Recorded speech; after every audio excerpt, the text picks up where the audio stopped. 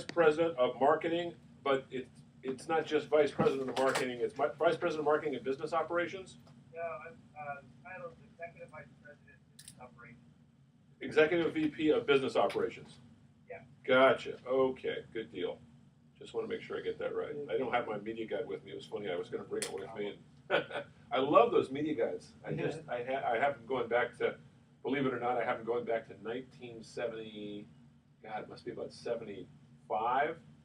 You know, with you, Bruce, I actually believe it. Yeah. My wife she's going, what do you keep that stuff for? I said, because I like to look through it once in a while. She goes, yeah, what, once every 10 years? Yeah, but when you do, you need it. It's there. Yeah, it's just, you know. Well, thanks, but they haven't gone extinct yet. No, they haven't. They haven't. It is nice. It's like the way of the phone book. Yeah, yeah. Right. Okay, so tell you what, we're gonna Bruce and I are just gonna do a little 2-minute interlude here as an introduction. Stay with us so you can kind of hear what we're saying, and then we're gonna introduce you in the next segment. So stay with us. Right. Okay. Here we go. Ready, Bruce? Mm-hmm. Okay. Well, welcome. You're listening to Sports Econ 101, the show where we discuss sports topics from a business perspective. I'm your host, Edward Brown, along with my co-host, Bruce McGowan, longtime sports radio personality. Today's show is going to be special. Who's going to be our guest in the next segment? Yeah, we're actually going to talk about the business of running a baseball team with Executive Vice President of Business Operations, longtime front office guy with the San Francisco Giants, Mario Alioto. So I think you'll find this very interesting. He's been involved with the organization going back 40 years. How about that? So wow. He started off as a bat boy, believe it or not, and worked his way up the food chain. And as I remember, 40 years ago, they weren't very good. They were not very good, and they almost moved in 1976. We'll get into that with Mario. He's a San Francisco native, and it's an interesting story. Giants fans and just baseball fans in general will enjoy what he has to say because he's involved in a lot of different aspects of marketing and promotion, but it's also about the team and the game.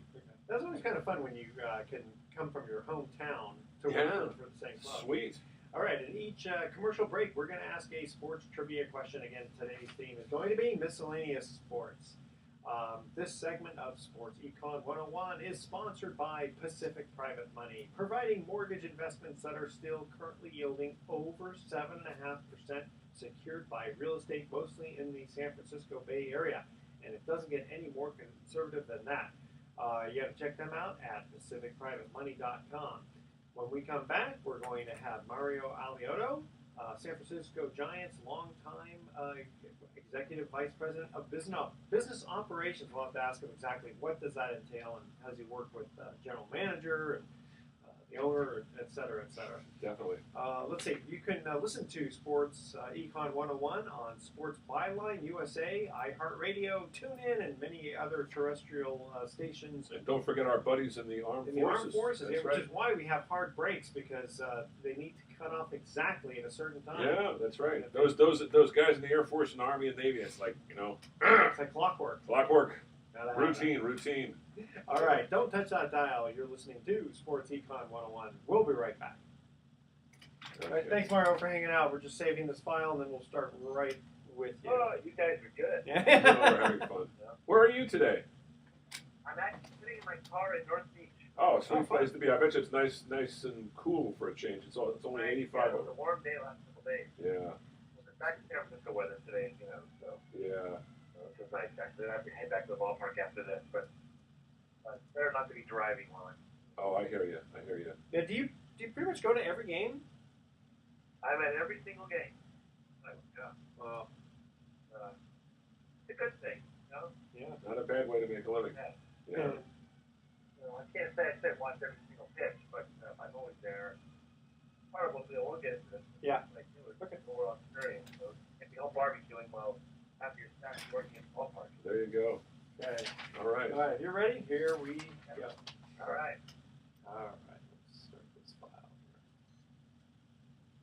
Well, welcome back to Sports Econ 101. Again, I'm Edward Brown, your host, along with Bruce McGowan. Bruce, who's on the phone? A good friend of mine and a guy who's been working with the Giants for many, many years, Mario Alioto, Executive Vice President of Business Operations. It's an interesting story, and I want him to tell it firsthand because we'll get into the business aspects of running a baseball team and the promotions and the whole ballpark experience. But Mario, you grew up in the Bay Area, and you actually started your experience with the Giants as a bat boy. Isn't that right? Back in the 70s? Tell us a little bit about how that happened.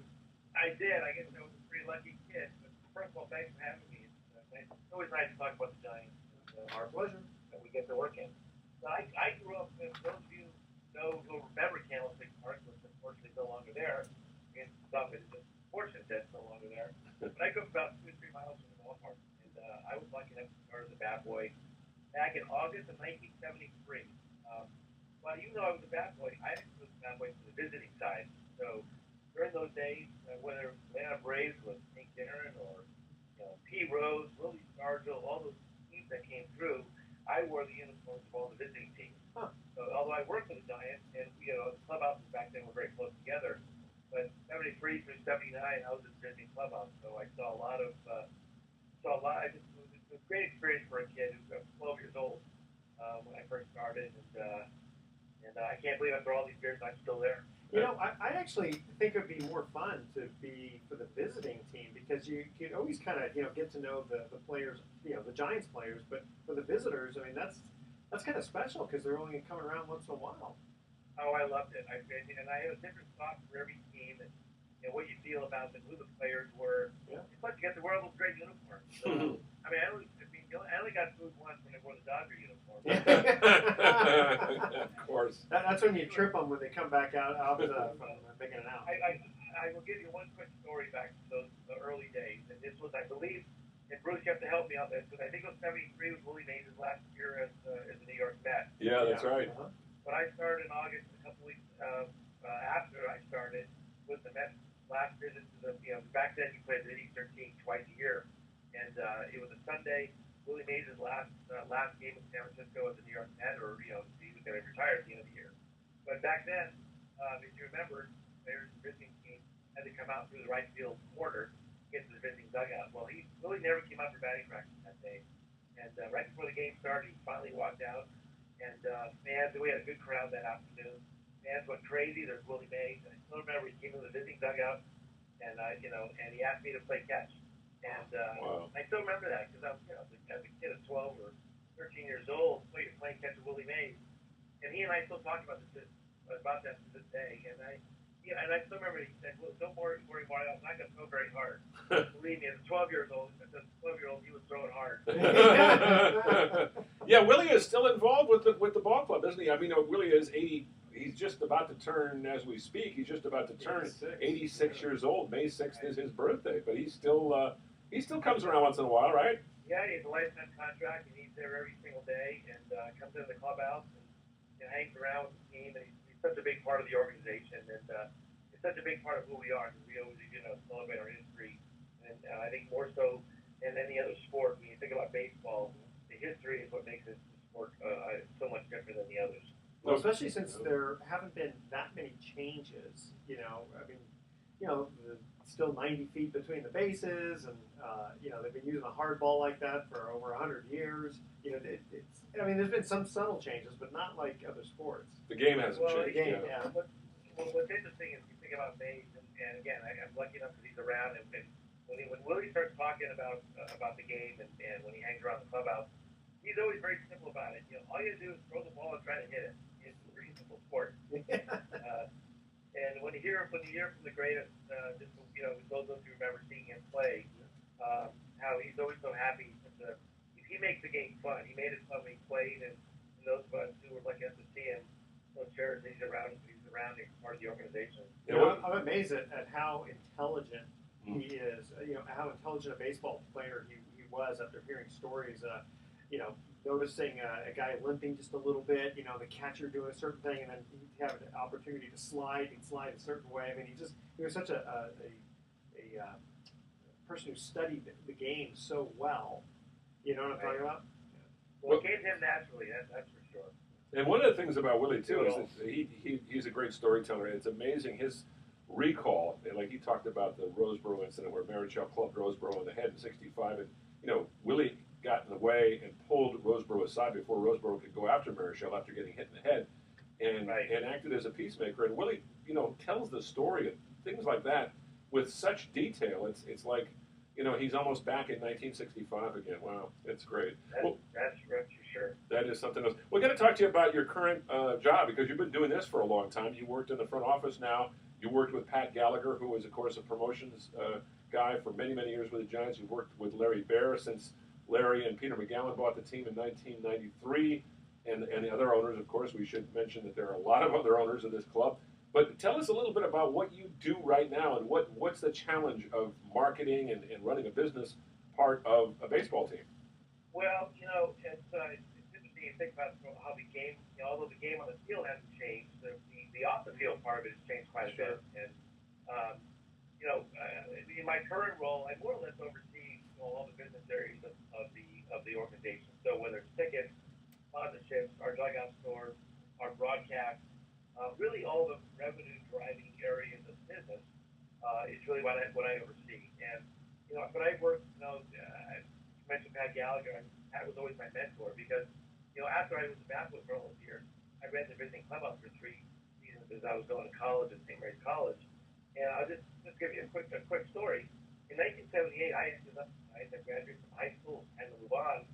And if you remember Lou Brenton, who in 1980, Murphy was going to the home side to take over the home clubhouse. Eddie Logan, who came with the Giants from New York, retired, and Lou Brenton was going to take over the visiting clubhouse.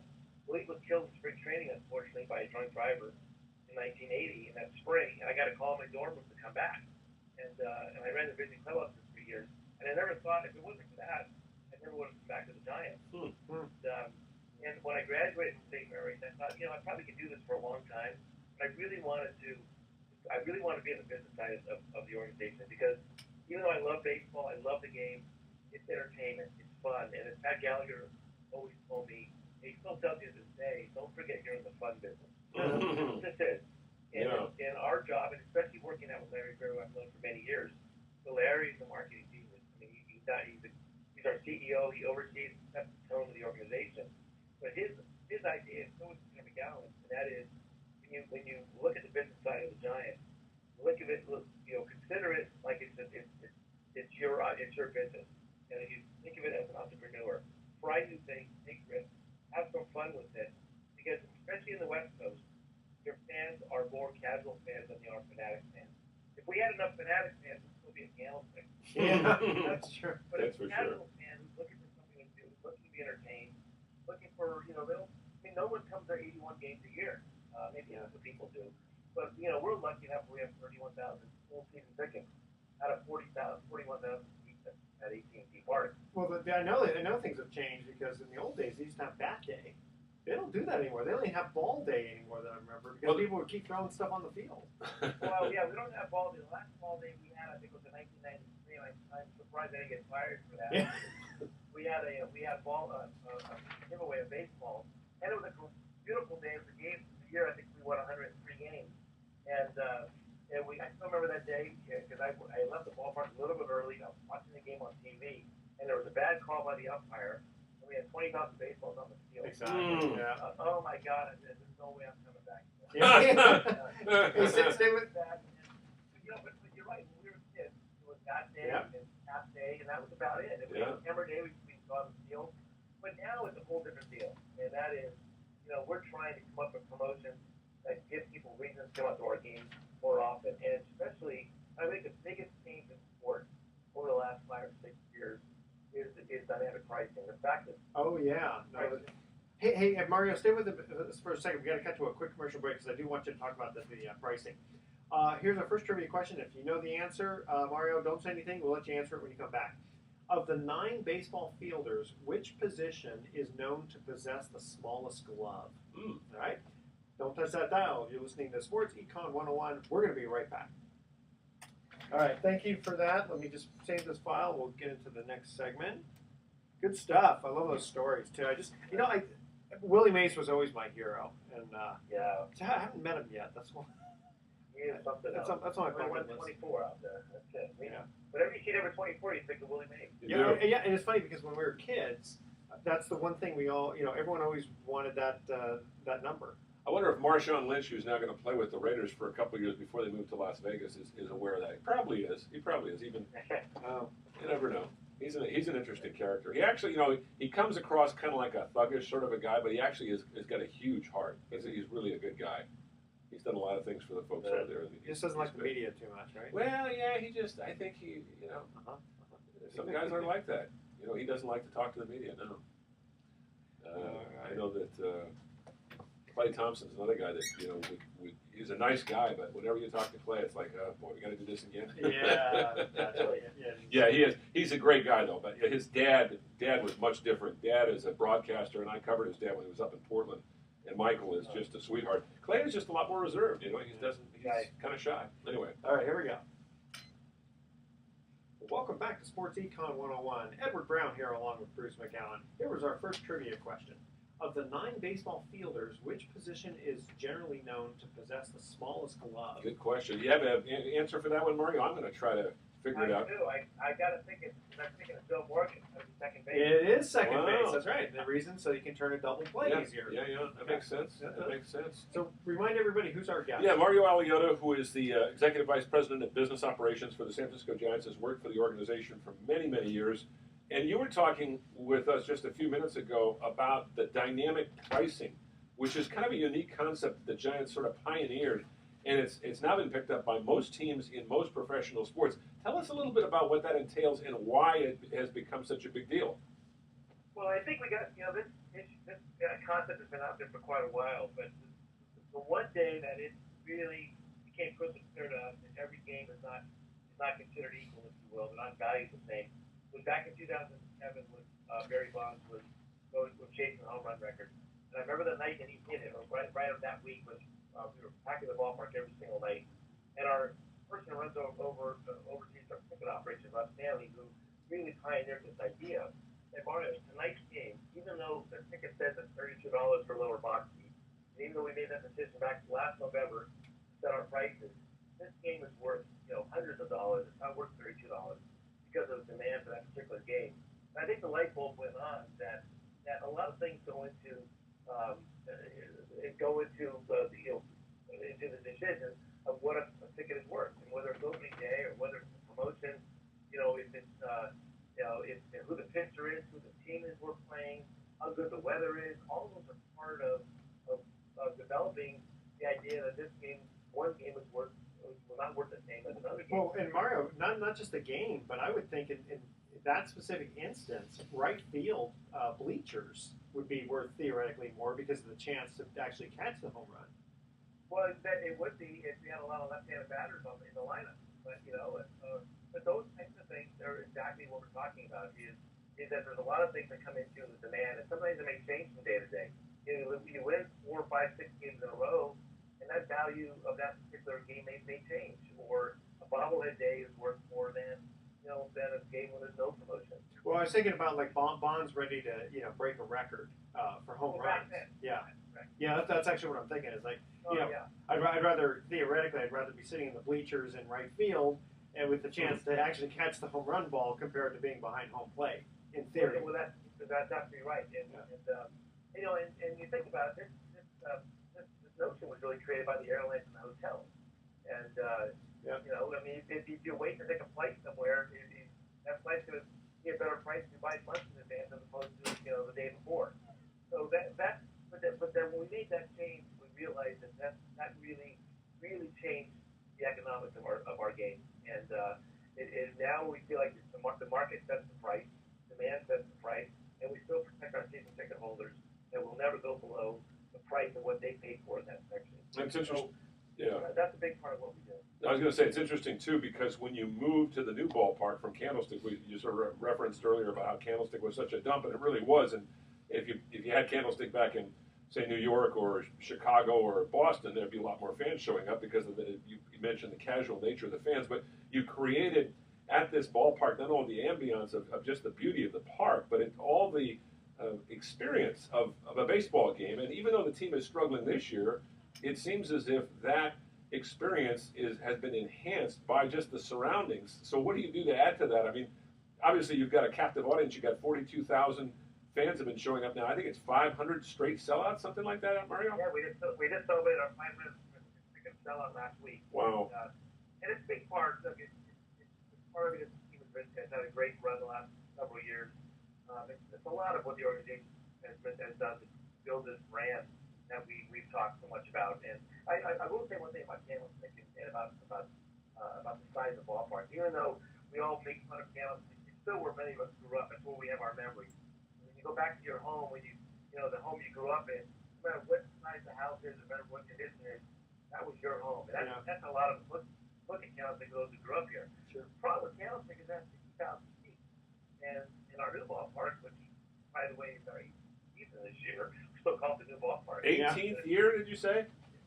18th. Wow, that's hard to believe. It's come by. Like yesterday. So with scarcity and with less inventory, that creates the value to get fans to purchase their ticket sooner. And the real economics of baseball and of sport is to make that decision early, so that if you're going to come to a game in August, we're hoping you buy that ticket in April and not July. I would hope you buy it in July. But that's the best deal. Yeah. You want to be able to get your commitment before, just in case you never know where the team's going to go as far as how it's playing on the field. So Mario, I'm trying to think of like with a hotel, and I don't know this for sure, but it almost seems like their pricing structure, they're almost better off if they're 80% full compared to 100% full because of the price that they would get at 80%. You know what I mean? So well, yeah, interesting asset, Edward, because we go through that debate all the time in the ballpark. There's a consecutive sellout streak that we have, but we probably could do better financially if we didn't have the streak. But on the other hand, there's something magical about the fact that we want this ballpark to be the place to be.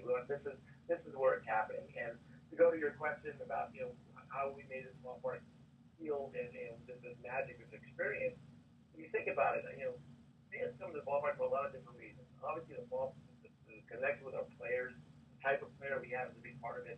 But we put a lot of effort into the food, into the experience, into the scoreboard, all those other elements that create the atmosphere of some of the ball game. As Pat Gallagher used to say to me, you can control everything from the minute you buy the ticket until the minute that customer drives away. You control everything except for how the team plays. That's a really good point because the food is good. It's expensive, but it is good, and there's not a bad seat at AT&T Park. But Candlestick, the weather was so bad, and the food wasn't good, and driving all the way over there. I mean, it's like all these negatives that I can see why you have all the sellouts. Now, the sellout technically doesn't mean that everybody's sitting in a seat. It just means that 42,000 or whatever the capacity tickets have been sold, right? That's correct. The way we look at a sellout is we look at 41,000 actually, because we also have standing room areas that are not on the managed side. So if we sell a combination of seats sold versus standing room that equals 41,000 or more, that's considered a sellout. So oftentimes you might see seats up to a corner that are empty, but we've sold 1,000 seats of standing room only seats. So that's why we consider that a sellout. And we want to keep that magic going with our fans. And the place you want to be. This is where the fun is. And I also want to say one other thing about what we've done to build the brand. And again, so much of it is how the team plays, and it makes our jobs a lot easier when we win, obviously, especially when you win 3 World Series. But there's an advertising guy who once told me that a quote that I never forgot. He said, "The brand isn't built by what you say about it; it's how it behaves." And we try to do the right things, whether it's community work we do or the customer service that we provide to our fans. We want to make our ballpark and the decisions we make, whether who we're going to sign as a player, or what kind of food we're going to offer, or what kind of service and training we give to our staff. It's all part of building the Giants experience. That's why when you go to Disney, very rarely do people think, Disneyland's expensive, because you know what you're going to get, and that quality of service is so high. That's what we strive to do. I think it's what all sports teams are striving for, is where it's this great experience, win or lose. Because if we win, believe me, my job's a lot easier. But our investors, we have to do our jobs whether winning or losing. And we're not going to win every year. Only one team wins the World Series. But our job as the marketing side, the business side, is how do we make this a place where you're going to want to hang out, even if the team is not running away with the pennant. Okay, and are you going to bring back the Krusty Krab? Oh. Or our Crazy Krab. Crazy Krab, I mean, yeah. If we go to that, if we go that far, then we're really. Yeah. Well, that's true. That's true. I don't think. Well, it is a far cry from Candlestick, and I will say, as a San Francisco native, somebody who lived in the city also for 15 years after I was born there, and got to cover almost every game for the first 5 years in the new facility, the new stadium, the new ballpark, we call it. It's such an important part of the city now. Candlestick was kind of removed over in the corner, out in a forgotten area where nobody would go down there for any reason other than just to maybe go fishing or something. This is right off the heart of downtown, so it's an integral part. The whole neighborhood has become, dynamic, and it's changed dramatically. I mean, this is how you think about it. You could go to work and then catch the game afterward. Yeah, you couldn't really. And you couldn't do that before, and that's one of the things you are kind of stressing, I guess, for the weekday games too. Sometimes you get people. Well, exactly. And with Candlestick, there was only one way to get there. That was to drive there, more or less. Yeah. And now you can walk, you can take a ferry, you can take barge. It's just an easier. It's an accessible ballpark. But also, when you walk out, when the game's over, you walk outside. There's a neighborhood that you get to experience the restaurants and bars, and people live in the area. So it's a whole different experience. Back in the 70s, when new ballparks were built, stadiums, you put the stadium out in the suburbs and surrounded by parking. Now the trend is get back into the urban environment and make it part of the community. And that's really what AT&T Park is all about. And it's a beautiful ballpark. I swear, every day when I drive my car and go to work, when I think back on those years, we all were at Candlestick, they're all moving toward elections. San Francisco. I still pinch myself that I go to this ballpark. That's great. Hey, that really is true. Mario, if you can stay with us just one more segment, that would be great, because I love talking about all this stuff. Tell you what, we're going to cut to our next commercial break. This is a tennis question. Who beat Yvonne Lendl in French Open final using underhand serves? All right, it's kind of an interesting one. And if you remember this, go, oh yeah, that's right. I remember that. Okay. All right, stay with us. You're listening to Sports Econ 101. We're going to be right back. That's a question out of left field. I'm just thinking, I remember him losing to that guy, but I can't remember who it was. You'll know. The problem, Mario, as we get older, a lot of that stuff that's superfluous sort of, it's like purged from your computer, Oh, it's true. I mean, you're not quite as old as me, but I mean, I'm going to be 65 next Friday. And now I'm back working full time in radio again, and it's really strange to be back in that routine again and having to be really sharp. Well, luckily you don't have to be really sharp. All you have to do is when they turn on the mic, you can just BS your way through. Yeah. And Mario, you said what? You're 56. I'm 56. Yeah. 56. Okay, so I'm 57, and you were probably the guy I used to envy when I was 13. 14 years old and go, man, I want to be that guy. I was saying this off the record that a lot of people say, oh, you got that job because you're an Alioto company, which is really the exact opposite. I mean, I grew up so close to the ballpark.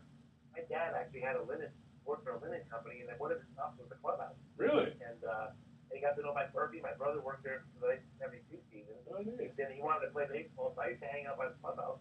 And one day Murphy came in and said, come on, after the players were gone.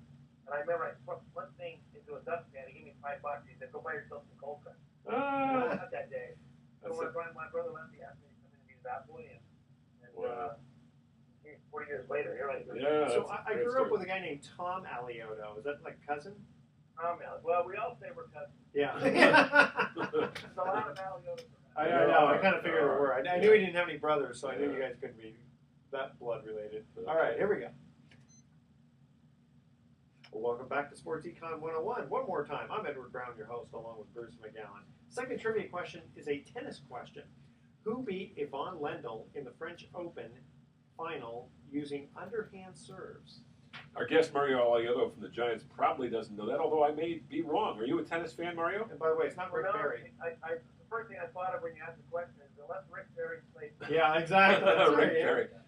It's got to be somebody somewhat obscure, but somewhat... successful. Exactly. That's exactly. That's right. I'm stumped. Michael Chang. Michael Chang. Yeah. Is that right? And Michael Chang had 5 or 6 years when he was very good. Yeah. Very good. Yeah. All right. Well, we're talking with Mario Alioto, the San Francisco Giants, the Executive Vice President of Business Operations, and it's been fun talking about the ballpark experience in San Francisco. And more importantly, Mario, you mentioned winning 3 World Series in 5 years after 50-plus years of falling short. What has that experience been like? Granted, the last one was 3 years ago, but you've won 3 in 5 years, and you and I know, because we share this common experience of growing up with a team who was always in the hunt, or maybe they weren't, maybe they were lousy, but 50-plus years of not winning and falling short in the few times they get to the World Series. Now you win 3 of them. What's that been like?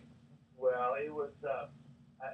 It's really changed our world, and as a Giants fan for all these years, I think all of us will remember where we were when Brian Wilson pitched that last pitch and we won the first World Series in 2010. Yep. We never thought we'd see it, and but the fact that we won it, two other years, those even years shortly thereafter, it's like, are you kidding me? It's unbelievable, but it's been so much fun, and I think if anything else, it's created new baseball fans in the Bay Area.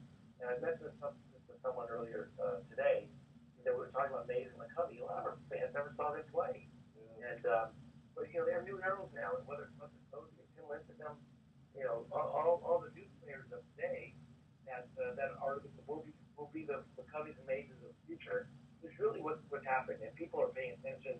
And there's a lot of Giants fans walking around. And years ago, in the 70s and 80s, when I used to go skiing in Tahoe, I never saw Giants merchandise. They've been on the slopes and everyone's wearing Giants gear. So that's true. So winning has been fun, but on the other hand, you don't win every single year. It's a long season. A lot can happen. And but the best thing about this game is when the season's over, you wipe the slate clean and start all over again. It was interesting. You mentioned about like you and I and Bruce got to see McCovey and Mays, and I've told Bruce this story before, and I've told it on the air, and I won't tell the whole thing, but when I was 14 years old, my mother's uncle came to visit us, and when he saw me, looking through old baseball books, he basically had told me that he used to watch Hannes Wagner play. Wow. That's going back a few. I don't know, Hannes Wagner, for those listeners out there, that's going back to the 1900s.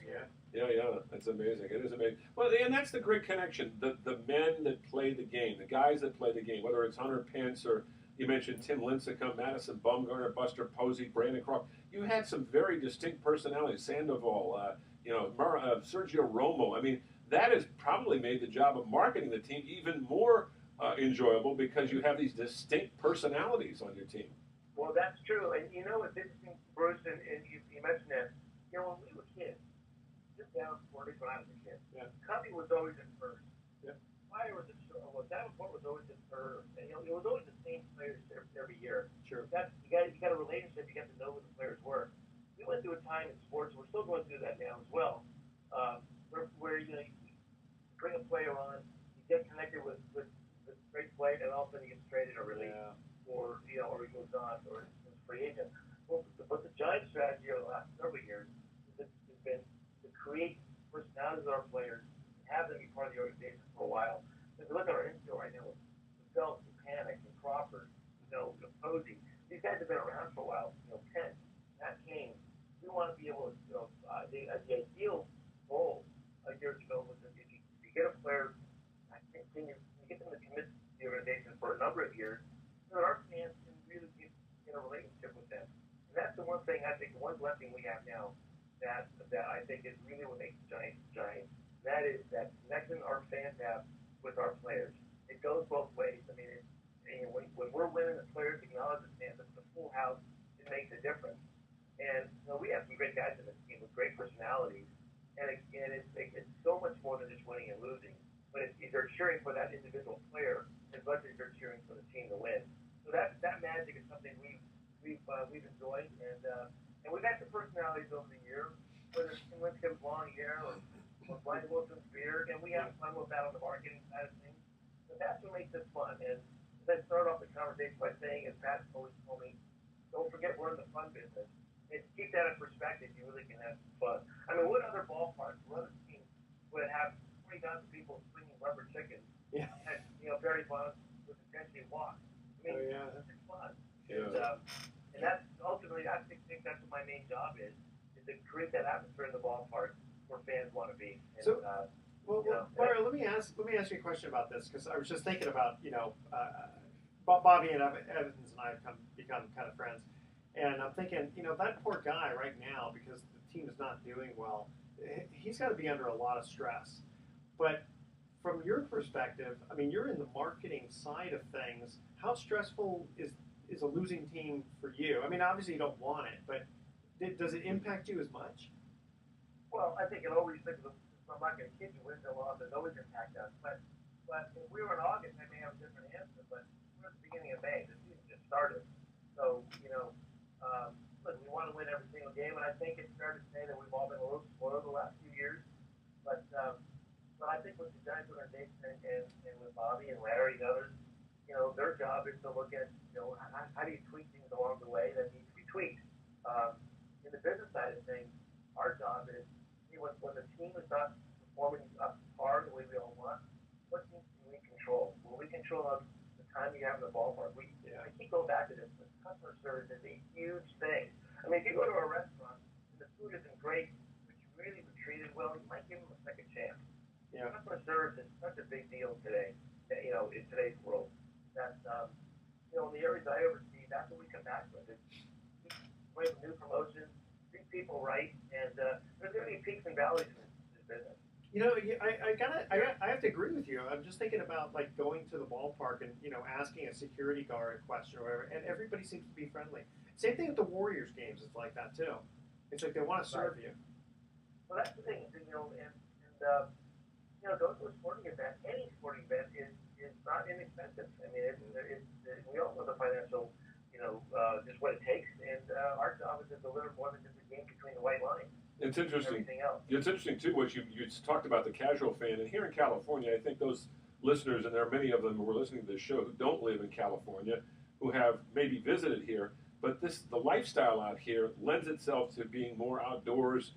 And there's, of course, San Francisco has all a great culture, but I mean, hiking and swimming, going out in the bay on a boat, going to the wine country, going down to Monterey. There's so many things to do here, and you're competing with those people or with those activities, so you really have to be on your A game. And of course, baseball sells itself, but I would think, Mario, that's part of the experience of being able to lure people out, families, couples, older folks that are baseball fans. Just get them more involved. It's a 3 to 4 hour outing. Yeah, well, it's more like a 5 hour. Yeah, it really is. Well, Yeah. One of the lines we always use in our business is there's enough money to go around, but there's not enough time, and we're all looking for the time of fans.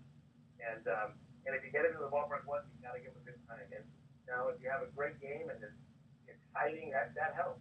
But all of the other things that we hopefully provide, if you have a good time, we'll get you back again. And so that's really what it is. And it's the other thing about our business with baseball is, I think, maybe more so than the other sports, and maybe because I'm biased, but it's a generational game. I mean, before, believe it or not, I was doing the baseball games before I started working when I was 12 years old. Well, my grandfather, I guess, we used to go to the games on weekends when they had wooden seats at Candlestick Park. I remember. So it's a game that gets handed out from generation to generation, and that's really cool about baseball. You'll see a family there, or a grandparent, and a daughter or son. And it's not just for kids, it's not just for adults, it's for everyone, and everyone has their own memories. That's why when we do reunions with teams, it's not my heroes back when I was a kid were guys like Johnny Lamass and John Montezuto. They didn't win those. Those teams didn't win. That was my age when I was in my team. So those are guys I remember. And I think that's the thing about baseball. We bring you back to your childhood. Mm-hmm. And very much that's what makes it kind of fun. I got to say that watching a game is fun, but I remember last year my Wells Fargo banker invited me to their suite, and that is a lot of fun watching a baseball game with an overhang with the comfortable seats, and I mean it's a lot more relaxing than when I was a kid, that's for sure. Well, it's funny you say that, but there are some fans who feel like you're kind of just like watching it through a window. You want to be out in the seat. It's like Larry Bird and Peter McGowan always sit out in the seat. But one thing about sitting in a suite, it's like sitting in first class in an airplane. You have to go back to coach after that. Yeah, that's true. I got a quick story I got to tell you, Mario. This is a funny story before we wrap things up. Last year, I had a pass to cover the playoffs, but I was not really working for anybody at the time, and the Giants were nice enough because of my long association to give me a pass, but they didn't give me a seat. So I went upstairs into the luxury suites, and I looked for a place that looked friendly, and I went in and introduced myself, and not only did the people let me sit with them, but they fed me and asked me questions. Oh, it was wonderful, and I did it for two different games, and there were two different groups, and for the life of me, I can't remember who it was, but they were the nicest folks, and they were having the best time, and I just guess I lucked out because I told them, I said, well, I'm a broadcaster, my name's Bruce McGowan. Oh, yeah, we remember you from KNBR. Well, come on and join us, Of course. Yeah, you're a celebrity. Why do you want to sit down in the press box with all the other cynics? Sit up here with us. There you so go. That was my experience, and I have to tell you that was one of the most enjoyable experiences I've ever had. It's funny, I never thought I'd say that. You know, Bruce, you bring back. I know we got to run in a second, but it was back. I remember years ago. I went to my first hockey game.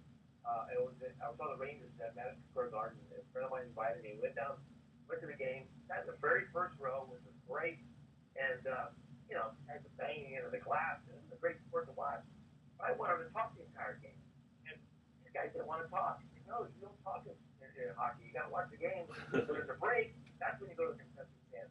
Whereas with baseball, it's a social game. It's, you know, you talk there.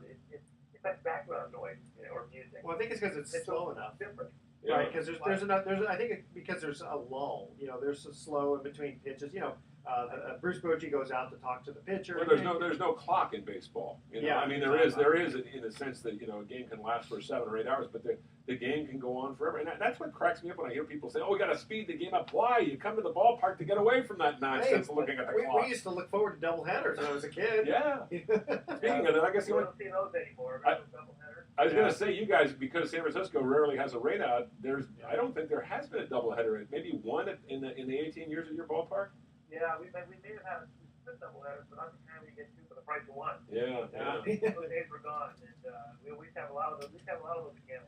Well, Mario, we really appreciate you joining us, and I know you're taking time out of your busy day. And Mario, by the way, has been hanging out in one of his favorite neighborhoods today at North Beach, sitting in his car talking with us, being a really good guy. Like that. Really appreciate your insights and your passion for the game, and continued success to you and the Giants. Yeah, thanks, Mario. We got to definitely have you on again. I really appreciate it. I really enjoyed it, and great reminiscing, and let's enjoy the rest of the season. All right, there thanks we go. so much, Mario. All right, take care, buddy. Thank you. All right, yeah, the Giants need some help. Boy, they're having a rough year as we speak, but that's the nature of the game. You have your good years and your bad years. It's early May, right? You know, I'm just getting a bad feeling about this year's team. Yeah. I think 500 is good. I think they'll probably finish over 500, but not much better. No. Just too many injuries, too many bad things happening. And don't let Bumgarner have fun on off days. Oh my anymore. gosh! Can you believe that? Yeah, wrecking his shoulder, falling off a dirt bike on his off day. On off day. Okay. Here's our third and final trivia question. This is actually soccer. Which was the first African country to qualify for the World Cup? All right. Okay. Good one. Touch that dial. I think I know Sports that Econ. What really? I Sports think I Econ do. 101. We'll be right back. Okay. That's pretty good. If you know that I one. think I do. Okay. It's a country I've never heard of. No. I remember I had the jersey for a while. Wow. Okay. Yeah. See, you can surprise me if you know the answer on that. Very nice guy, Mario. Yeah, Mario's a great guy. It's funny, when I was out of work after KBR blew me out and I was doing freelance work, I put together an outline for a job, and he actually, sat down and considered me 2 different times, and then I had a project which we actually did work on together, which was the Giants' 50-year anniversary book, and I did all the little audio tape, which was like a 2-hour highlight. Yeah, very cool. With all the highlights from the old days. Well, now that you're doing KCBS, you'll be able, you can just go to the games. Yeah, the nice thing about this job right now is I'm just going to keep it simple. They asked me, "Do you want to ever fill in on the mornings? You get paid better if you fill in the mornings or afternoons." I said, "Yeah, I'll do it once in a while, but I'd like to, for the first several months, I would just like to get in the routine of working at night and just not even go to games, because there's so many games going on. I've got the TV there, I've got all the highlights, and I've got to organize it, and with the exception of games like this. Yeah, I think you're very, very smart to kind of get back into the feel of Slowly. how this goes. Yeah, nice. Yeah. You don't want to get overwhelmed. The people at that place too are so nice. Oh my God, it's such a great place, and the ratings are good. They're still, the only problem is CBS just got bought by Intercom, so there may be some cuts, but not. Fortunately, I don't think to sports, but to news, which is some of those guys have been there for a long time. They're making a lot of money. That's always a problem. That's always a problem. It's like in the insurance business, some stupid insurance companies would, you're making too much money, so we're going to split territories. And it's like, why? If they're going to let them make $10 million, that means you're going to make that much more anyway. I know. It's always cut your nose off to spite your face. That's it. Yeah, exactly. I know. There you go. Welcome back to Sports Econ 101. Last time for today. I'm Edward Brown, your host, along with Bruce McGowan. Well, that was a lot of fun having Mario Alioto. Definitely. Okay, so here's our third and final trivia question. Which was the first African country to qualify for the World Cup?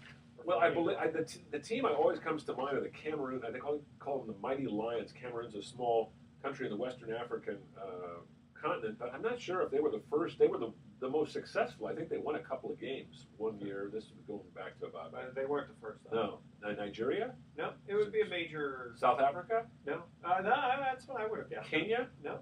uh, Keep going. You only have 25 more. Sudan? countries. No, not Sudan. No. Egypt. Egypt. Egypt, yeah. Yeah, Kind oh of my a gosh, major, yeah. How Western. could you not forget about way up there in the northeast corner? Yeah, that's it. That's right. So as we speak, let's see, the Warriors are up only one game till tonight, which is Thursday night. Yeah, we'll be out there covering that one. Yeah, as our listeners probably know what the Warriors have done on Thursday night, but I just don't see anybody beating that team right now. They're just too deep, too talented. You got 4 superstars. You got a great bench. You got a coach who's not going to be around, unfortunately. Steve Curry's got back problems, but Mike Brown is taking over for him and is doing a terrific job. And they brought him in for that very purpose. Mike Brown took the Cavaliers to the finals a few years back, and the players like him, and he knows the system, and Kerr's in constant communication with him. So I think they're in good shape.